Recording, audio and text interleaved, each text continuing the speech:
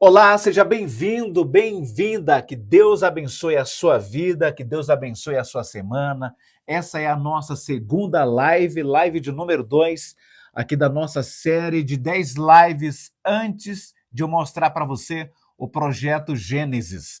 Eu quero pedir que, se você ainda não está inscrito no nosso canal, que você já se inscreva agora e que você também, deixe aí o seu like, dê a sua curtida, deixe o seu comentário e, se puder, compartilhe esse vídeo com seus contatos. Clique no botão aí de compartilhar, no botão de transbordo, para você também abençoar a vida de outras pessoas. O tema de hoje é a fé do espelho retrovisor. Então, abra seu coração, se desarme, quebre todo vício ou as distrações, tire agora também aí da sua vida para esse momento de aprendizado, para esse momento de crescimento.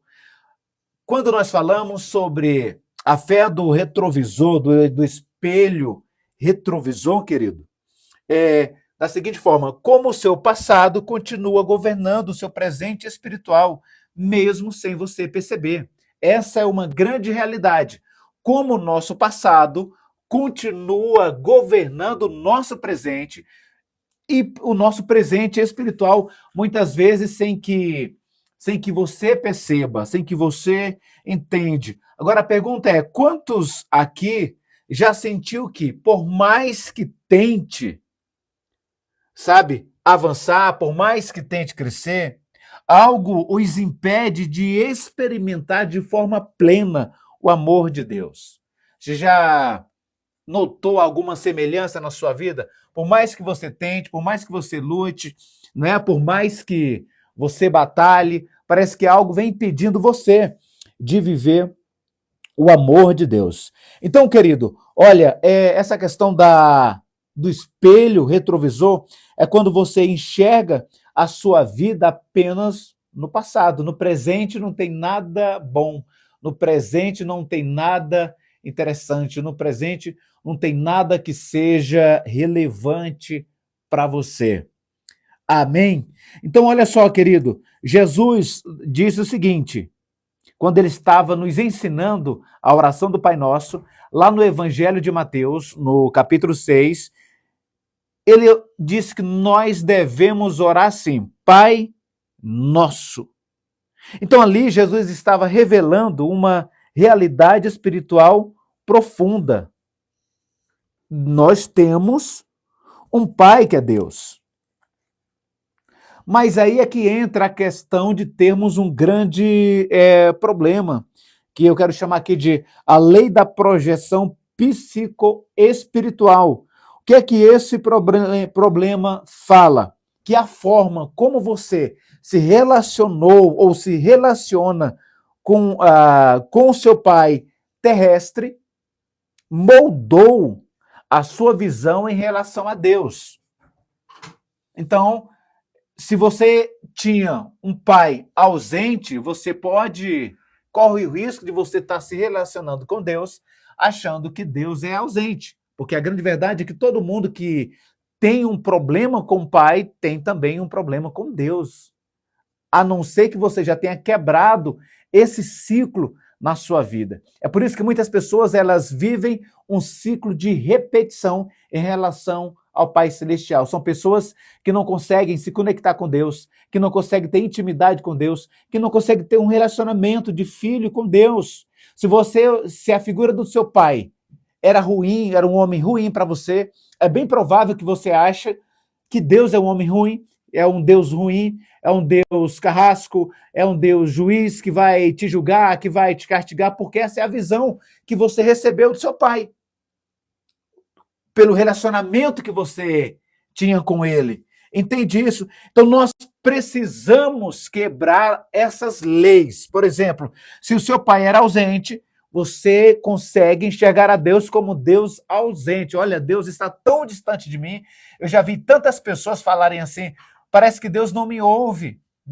Não sinto a presença dele. Eu sinto um Deus ausente, eu sinto um Deus longe. Eu oro, mas parece que a oração não sobe. Eu oro, parece que a minha oração não chega. Por quê? Se você teve o pai ausente, é de forma automática que você vai enxergar um Deus ausente. Aí nós temos, se o seu pai era muito crítico em relação a você, você verá Deus como Deus exigente que nunca está satisfeito. E aí você vive uma cobrança espiritual. Sabe aqueles pais que eram tão ruins, exigentes, que tudo que você fazia, ele falava, olha, mas você poderia ter tirado, você tirou 7 na nota da escola, um exemplo. Aí você chega e fala assim, pai, tirei nota 7. Ele, você podia ter tirado 10, você podia ter tirado 9, pelo menos, e tal. Então, se o seu pai era um pai muito crítico, você vê Deus como Deus exigente, e é por isso que você vive se cobrando tanto, achando que Deus não vai te ouvir, que você tinha que ser melhor, e de fato tem, mas não viver nesta cobrança. Entende isso? Porque você vive nesse padrão. Se seu pai era abusivo, você tem medo de Deus. Tem muitas pessoas que se relacionam com Deus na base do medo.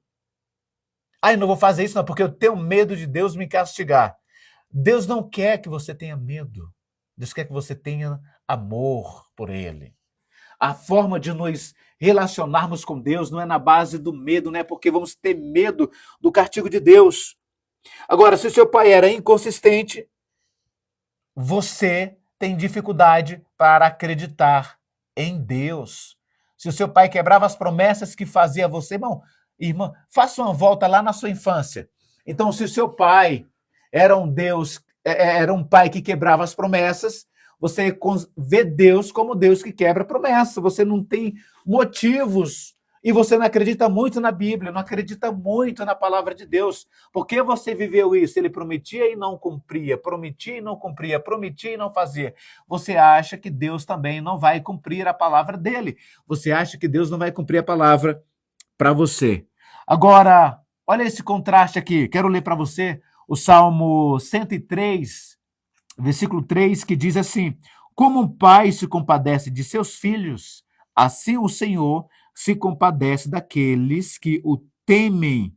1 João capítulo 3, versículo 1 diz assim: vede quão grande amor nos tem concedido o Pai, a ponto de sermos chamados filhos de Deus. Olha que grande amor. Deus no Salmo diz: como o pai se compadece de um filho, eu também me compadeço de você. Então você precisa entender que os nossos pais terrenos falharam conosco porque eles eram imperfeitos. Eles também eram falhos, assim como nós o somos. Agora, quando nós nos relacionamos com Deus, nós precisamos entender que Ele é um Deus perfeito, que Ele é um Deus que não falha, que Ele é um Deus que cumpre a sua palavra. A Bíblia diz que Ele não é homem para que minta. Então, os nossos pais mentiam para a gente porque eram homens. Da mesma forma que muitas vezes nós já mentimos para outras pessoas, porque somos homens. E a Bíblia diz que ele não é homem para que minta, e nem filho de homem para que se arrependa. Então, quando ele diz, ele cumpre. A palavra dele é real, a palavra dele é verdadeira, a palavra dele vai se cumprir. Por isso que nós temos a necessidade de mantermos a nossa confiança no Senhor, de mantermos a nossa confiança em Deus. Amém? João diz: olha o tamanho do amor de Deus, que nos concedeu o privilégio de sermos chamados filhos de Deus. 1 João, capítulo 3, versículo 1. Vamos fazer um exercício rapidinho aqui. Queria que você fechasse os seus olhos aí, 5 segundos. Então aí, de olhos fechados, feche os seus olhos por 5 segundos e eu vou falar, e quando eu disser Pai Celestial, qual é a primeira imagem que vem à sua mente? Então vamos lá, 1, 2, 3, feche os olhos agora, 5 segundos. Pai Celestial, qual foi a primeira imagem que veio à sua mente? Você pode deixar aqui nos comentários, por favor? Então, querido, olha só, eu quero falar para você sobre essa questão que eu quero chamar de a teologia do azarão. Talvez você nunca ouviu essa expressão. Que teologia é essa, G? E por que azarão? Olha só. A crença de que Deus está sempre pronto para te castigar. Tem gente que acredita nisso. Bateu o carro, foi castigo de Deus, porque eu não fiz isso. Foi arrumar um emprego, não conseguiu. Ah, Deus fechou a porta porque eu não estou agindo de forma correta. A teologia do azarão é aquela pessoa, irmão, que tudo que faz, tudo que dá errado na vida dela, ela quer atribuir a Deus. Nada é responsabilidade dela. Ei, Deus não é o seu carrasco. Quebra esse ciclo. Para de achar que tudo que está dando errado na sua vida é um castigo de Deus. Irmão, não tem nada a ver. E você está achando que isso é ser espiritual. Ah, eu sou tão espiritual que tudo está dando errado. Perdi meu emprego porque eu não sou fiel nos dízimos. Para com isso. Deixa essa teologia para lá. Isso não é bíblico, não está na Bíblia. E se você vê alguém falando isso, ó, desconsidera. Não está na Bíblia. Não está na Bíblia. Ah, deu errado. Ah, porque o gafanhoto, cortador, migrador. Irmão, aquilo não é para você. Isso é um outro ensinamento, mas não é para a gente hoje mais, tá? Fica tranquilo. Não se perturba por isso. Olha só, essa frase aqui, ó. Muitos carregam uma teologia distorcida, que eu quero chamar e batizar aqui, síndrome do azarão. Essa síndrome é a crença de que tudo de bom que acontece é sorte. Aconteceu algo bom. Nossa, eu tive sorte, hein? Aconteceu algo de ruim. Foi castigo de Deus. Deus está sempre de plantão, esperando você errar para puni-lo. Tem muito cristão que anda com esse tipo de crença.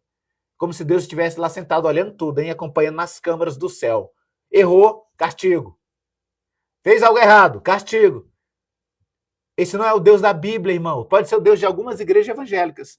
Pode ser o Deus de alguns crentes, tá? Mas não é o Deus bíblico. O Deus bíblico não está olhando os teus erros a todo momento com um chicote na mão para te castigar. Para com isso. Não existe base bíblica para isso. Isso é uma mentira. Olha o que a Bíblia diz. Romanos capítulo 8, versículo 1. Portanto, agora nenhuma condenação há para aqueles que estão em Cristo Jesus. Romanos capítulo 8, está aqui, ó. Romanos capítulo 8, versículo 1. Portanto, agora nenhuma condenação há para aqueles que estão em Cristo Jesus. Quero ler mais um texto para você. Jeremias 29, 11. Porque eu é que sei que pensamentos tenho a vosso respeito, diz o Senhor, para vos dar o fim que desejais. Eu é que sei que pensamentos tenho a vosso respeito, diz o Senhor. Se eu continuar a leitura do texto, ele vai dizer pensamentos de paz e não de mal, para vos dar o fim que desejais. Agora, Deus tem pensamentos bons sobre você. Agora, qual é o fim que você deseja? Será que você está querendo aquilo que Deus quer? Será que nós estamos buscando entender o que Deus está pensando a nosso respeito? Será que qual é o cuidado de Deus para você?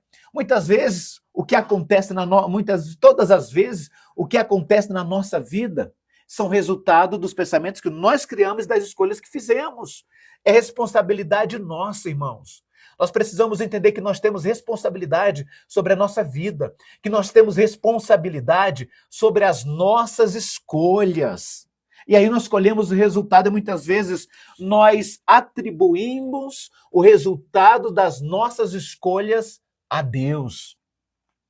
E não é. Então vamos lá. Mas por que nós temos essa distorção da verdade? Qual é a origem dessa distorção bíblica, dessa distorção espiritual? Primeiro, legalismo religioso que enfatiza mais o pecado do que a graça. Em muitas igrejas que você vai, e eu estou me referindo aqui a igrejas evangélicas, elas enfatizam mais o erro do que o acerto, mais o pecado do que a graça de Deus. Olha, esse erro também vem, essa distorção de experiências passadas, onde o sofrimento foi interpretado como castigo. Eu já passei por isso. Eu já tomei decisões que eu sabia que era em desacordo com a vontade de Deus, e um mês depois daquela decisão, eu perdi o emprego que eu estava. O primeiro pensamento que veio na minha cabeça, Deus está me punindo porque eu fiz essa escolha errada. Hoje eu entendo, depois eu, né, imagina. E depois eu olhando na Bíblia, falei, cara, não foi castigo de Deus. Sabe? E uma outra coisa, por que nós temos, e algumas pessoas vivem nessa distorção, o inimigo que acusa de dia e de noite. Apocalipse 12, 10. Deixa eu ler para você, porque eu não lembro o que está lá escrito. Apocalipse 12, 10 diz assim, olha. Então ouvi grande voz do céu proclamando, agora veio a salvação e o poder, deixa eu ver se é o 12 mesmo. Agora veio a salvação e o poder do nosso Deus e a autoridade do seu Cristo, pois foi expulso o acusador de nossos irmãos, o mesmo que os acusa de dia e de noite diante do nosso Deus. Esse texto aqui está dizendo que há um acusador que vive acusando dia e noite. Então você precisa aprender a discernir quando você está sendo acusado, não por Deus. Deus não acusa ninguém, mas o inimigo fica o quê? Acusando. E nós precisamos entender isso. Amém? Vamos avançar aqui, querido. Olha só. Agora, outra coisa. A algema do dragão. Ou, aliás, perdão. A algema do perdão. Quando você não consegue perdoar a si mesmo e aos outros. São coisas que travam a nossa vida. Olha só, a incapacidade de perdoar é uma das maiores barreiras para experimentarmos a graça de Deus. Mahatma Gandhi, ele disse que quem não perdoa está tomando veneno, esperando que o outro morra. Isso é quando você não tem a capacidade de perdoar. Ok? Por quê, querido? Porque o perdão é o canal da graça. Olha o que diz Efésios, capítulo 4, versículo de número 32. Antes, sede uns para com os outros benignos, misericordiosos, perdoando-vos uns aos outros, como também Deus em Cristo nos perdoou. Como também Deus em Cristo, a medida do perdão que eu devo dar ao meu irmão, aquele que me ofendeu, é a mesma medida do perdão que eu recebi de Deus. Você já foi perdoado por Deus? Então dê esse perdão na mesma medida. Você não ficou olhando assim, não está merecendo. Deus não olhou para mim, para você, e não ficou pensando se a gente estava merecendo ou não. Ele simplesmente, porque a gente não estava merecendo, né? Mas ele simplesmente nos perdoou. Então, pare de ficar sentindo, não estou com vontade. Deus não quer saber da sua vontade, Deus quer que você obedeça. Para com isso. Isso é ser menina, não estou com vontade, não estou sentindo. Fulano não merece. Você merecia o perdão de Deus? E mesmo assim, ele não nos perdoou. Então vamos devolver esse mesmo perdão na vida de outras pessoas. Agora eu quero falar aqui sobre 3 tipos de perdões. Sabe? E também 3 tipos de prisão que você se coloca em não perdoar. Prisão 1. Quando você não perdoa os outros, você continua preso ao seu ofensor. Quando nós não perdoamos, nós continuamos presos ao nosso algoz. A pessoa te fere e você está carregando ela dentro do seu coração, porque você não liberou perdão. Já percebeu a necessidade de perdoar independente do que o outro faça ou não? Você não perdoa pelo outro, você perdoa por você. Você perdoa porque você já recebeu também o perdão de Deus. Agora, então, esse é o primeiro tipo de perdão, perdoar aos outros. Porque quando eu não perdoo, eu estou na prisão, na prisão com essa pessoa. Segundo tipo de perdão, perdoar a si mesmo.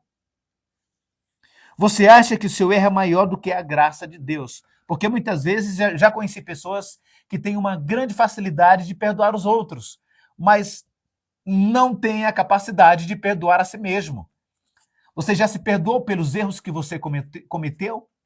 Você já se perdoou pelas falhas? Sabe, aqueles erros, aquelas escolhas, aquelas decisões tão erradas que nós fazemos que muitas vezes continuam nos castigando, continuam nos masterizando, sabe, nos moendo. A cada dia eu quero dizer o seguinte, que o seu erro não é maior do que a graça de Deus. Você pode repetir isso? Fala assim, olha, o meu erro não é maior do que a graça de Deus. Amém?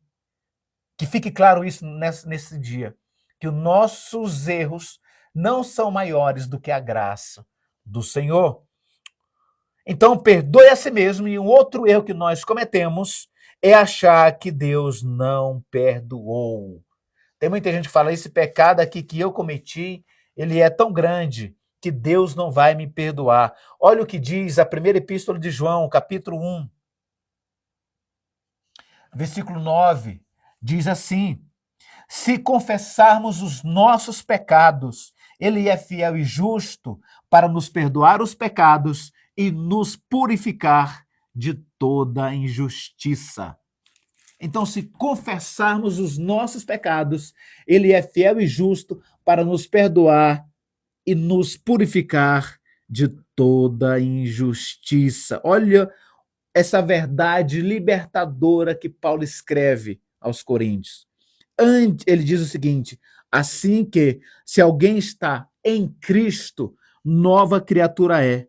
As coisas velhas já passaram, eis que tudo se fez novo. Amém? Eu quero declarar que tudo se fez novo. Hoje é um novo dia para a sua vida. É um novo momento, é a partir desse instante, é a partir de agora que você decide falar, Deus faz algo novo na minha vida, Deus faz algo novo na minha história. E se levante caminhando, sim, em novidade de vida.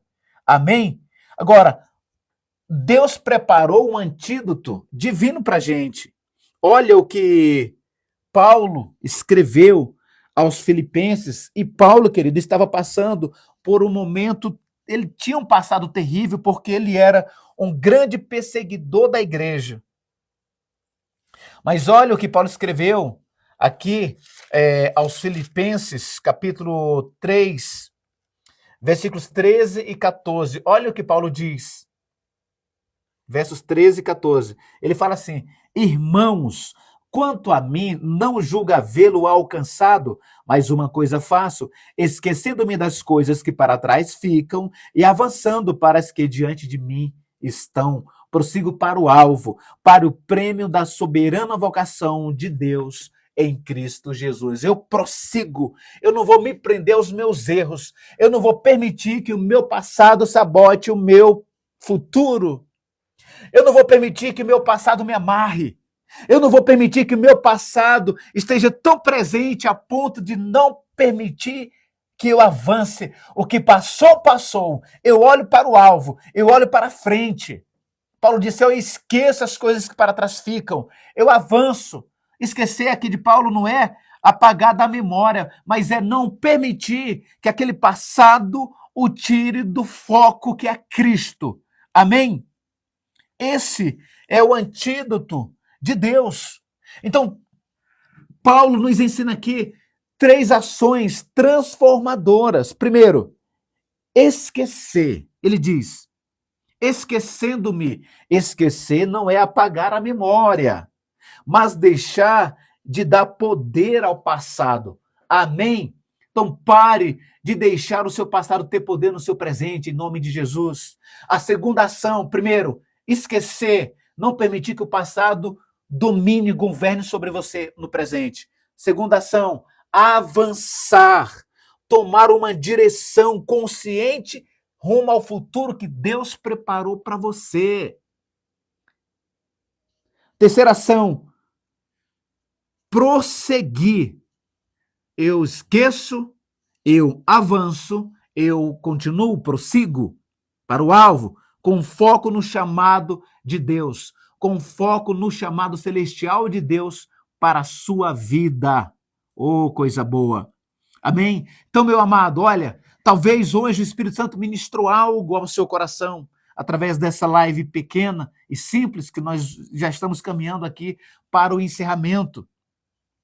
Sabe, talvez o Espírito Santo te lembrou de alguns erros que você cometeu e que esses erros estão hoje paralisando você, estão hoje não te deixa avançar, não te deixa viver, porque sempre que você está avançando, alguém te lembra, mas você já fez isso, olha lá o seu passado, veja quem é você, está querendo ser bom, está querendo aparecer, fala, não, eu só estou querendo viver o que Deus tem para mim, eu só estou querendo viver o tempo novo de Deus, eu só estou querendo viver um recomeço com Deus, eu só estou caminhando para a cruz, eu só estou caminhando para Jesus, eu não sou mais quem eu era, eu não estou lá mais no meu passado, amém? Meu passado ficou lá atrás, ele não tem mais poder sobre a minha vida, eu aprendi com aqueles erros, mas eu avanço para o alvo, eu prossigo caminhando, porque Cristo é quem está me chamando, Cristo é quem está me impulsionando, o passado não vai determinar o meu presente, nem influenciar o meu futuro. Amém ou não amém? Você acredita nisso?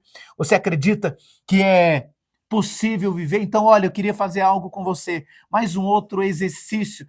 Faz aí se der, se não, faça depois, no seu momento de oração. Mais importante é que se você puder, vou te dar 2 segundos para você pegar um papel aí para você anotar, sabe? O que é que vou anotar, Gê? Anota aí uma mágoa que você precisa perdoar, alguém que te feriu que você ainda não perdoou. Como que eu sei se eu não perdoei ainda alguém? É quando você lembrar, se trazer dor, a ferida ainda está aí. Agora, quando você lembra e fala, tá tudo bem, deixa para lá. Então, mostra que você está de fato curado. Então, pega um papel, em alguma coisa aí, escreve a mágoa que alguém fez a você.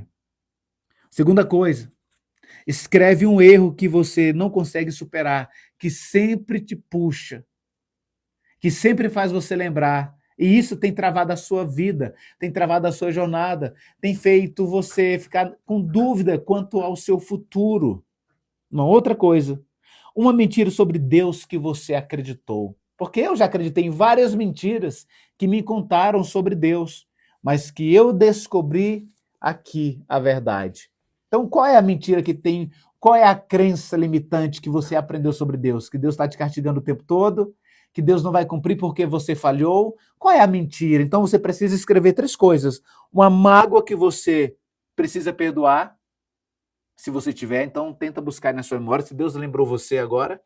Escreve um erro que você cometeu, que não consegue se perdoar. E escreva uma mentira sobre Deus que você acreditou. Agora, querido, você vai pegar esse papel, sabe? Você vai queimar esse papel, ou se você vai jogar fora, vai jogar no lixo esse papel, se não tiver como queimar. Você vai orar de forma simbólica, de forma profética, declarando em alta voz, meu passado não define o meu futuro. Porque a Bíblia diz, você vai orar desta forma, o meu passado não define o meu futuro, porque a palavra de Deus diz que para com seus pecados usarei de misericórdia e deles jamais me lembrarei. Se Deus vai usar de misericórdia, se Deus diz que não vai mais se lembrar, porque você vai ficar carregando o passado no presente e permitindo, acima de tudo, que ele governe você, que ele governe a sua vida. Amém? Amém, querido? Então fala, Deus, me liberte desses erros, me liberte desse passado, me liberte dessa ofensa que eu não estou conseguindo perdoar, mas agora eu perdoo. Aí você cita o nome da pessoa, você cita a ofensa na hora da sua oração e diga, Deus, falou mal de mim ou me traiu, eu não consegui perdoar, mas eu estou entregando nas tuas mãos agora, está perdoado. Eu decido perdoar. Aí você ora de novo dizendo, Deus, esse erro que eu cometi, essa decisão errada que tem me paralisado, que tem me aprisionado e muitas vezes eu não consigo avançar, eu também supero agora em nome de Jesus. Amém ou não? Aí você fala, Deus, eu acreditei que o Senhor estava sempre me olhando para os meus erros para me castigar. E eu me libero dessa crença mentirosa que enfiaram na minha cabeça, que enfiaram na minha vida, porque não é isso que a Bíblia declara. Mas a Bíblia diz que eu sou filho, que eu sou filha amada de Deus. Amém? Querido, deixa eu te fazer uma pergunta.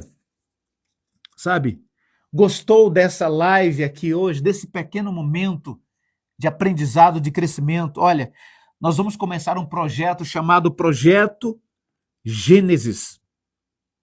Projeto Gênesis, para que o nosso ano de 2026 ele seja o quê? Diferente. Sabe? Quero falar um pouquinho sobre, é um curso, tá? É um curso que eu vou lançar. E eu quero falar sobre esse Projeto Gênesis. Dentro do Projeto Gênesis tem um módulo específico sobre terra sem forma e vazia. Como é que está chegando a sua vida? Lá em Gênesis diz que a terra, porém, estava sem forma e vazia. Tem muita gente com a vida desse jeito. A vida emocional, a vida sentimental, a vida espiritual está sem forma, vazia. Talvez foi assim em 2023 e 2024, está sendo assim em 2025. A minha pergunta é, você quer que no próximo ano continue do mesmo jeito, sem forma e vazia?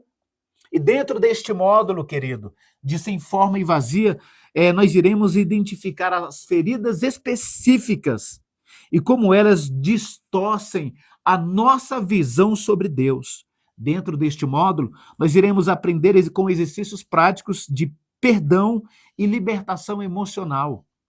Dentro deste módulo, nós iremos aprender a reconstruir a sua identidade baseada na verdade de Deus, de quem é Deus, e não das experiências passadas que você já teve. Dentro deste módulo, você vai aprender a desenvolver hábitos espirituais que curam a sua alma. Então, querido, olha, chega, você precisa dar um basta, sabe? Chega de permitir que o seu passado continue a ditar o seu futuro com Deus. Sabe? Está na hora de quebrar essas correntes. Pare de carregar essas correntes, queridos. Então, no Projeto Gênesis, nós vamos aprender a virar a página de uma vez por todas, porque Gênesis é início. O próprio Deus começou com Gênesis. Ele não começou no Apocalipse. Amém? Então, se você deseja saber mais, já me chama. Fala, eu queria mais informações, porque eu quero viver uma experiência nova. Eu quero viver uma experiência nova com Deus. Eu quero virar página. Eu quero sair desse vazio emocional. Eu quero sair desse vazio espiritual. Tem tanta gente assim, querido. Talvez você esteja assim, ou conheça alguém que esteja. Chama. Entre em contato agora. Já chama. Essa é a segunda live. Vamos fazer 10 lives antes do projeto. Chama pessoas para as lives, para estarem assistindo, tá? Em nome de Jesus, chama ela para se inscreverem no meu canal do YouTube, porque vai ficar gravado lá para você rever quantas vezes você quiser, tá bom? Deus abençoe seu dia, Deus abençoe a sua semana, que você tenha uma semana vitoriosa e uma semana abençoada, em nome de Jesus. Deixe o comentário, digite também, envia para alguém. Se você não está inscrito, se inscreva, por favor, em nome de Jesus. Forte abraço e até a nossa próxima live. Quem está no grupo do WhatsApp sabe e recebe no grupo os links das lives. Então, se você não está no grupo, já escreva aqui em algum lugar, fala, Gê, como é que eu faço para estar no grupo? Me manda o link do grupo que eu quero entrar. O grupo está privado, só eu que mando os avisos lá do projeto Gênesis, em nome de Jesus. Forte abraço, fica na paz.